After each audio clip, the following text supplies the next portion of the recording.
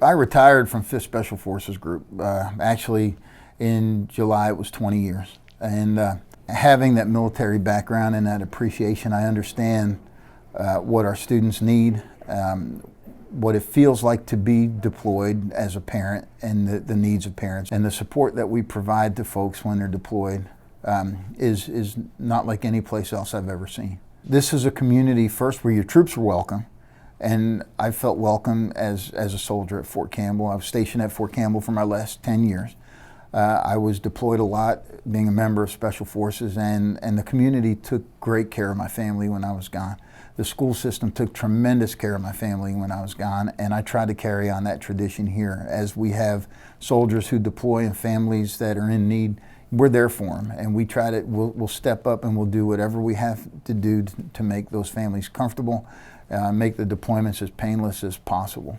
Since I was in the military, I've been to a lot of different places all over the country, and this by far is the best. I trusted them for 2 years with my kids, and my kids are doing wonderful.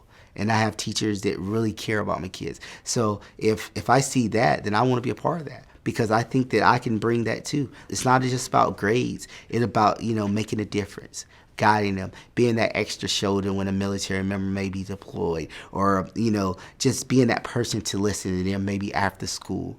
So I think that's what we provide here. I have taught literally around the country and around the world. I've taught in Korea, I've taught in Washington State, I've taught in New York.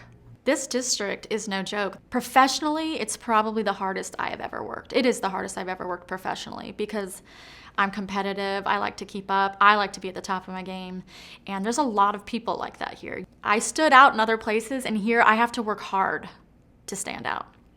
Harder than I've ever had to work. Everybody in this school actually knows my daughter.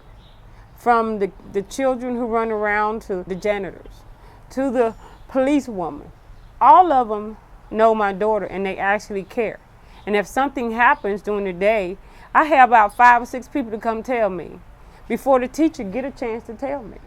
So they all paying attention for her, not only for her health, for her education. If they see her by herself or the nurse pull her over for some reason, they come tell me.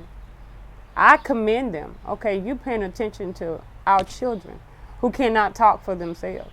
With my children, they were military, and they went through military school, the ODS schools, their whole lives. And so I think that when they enter the public school system, I was a little afraid.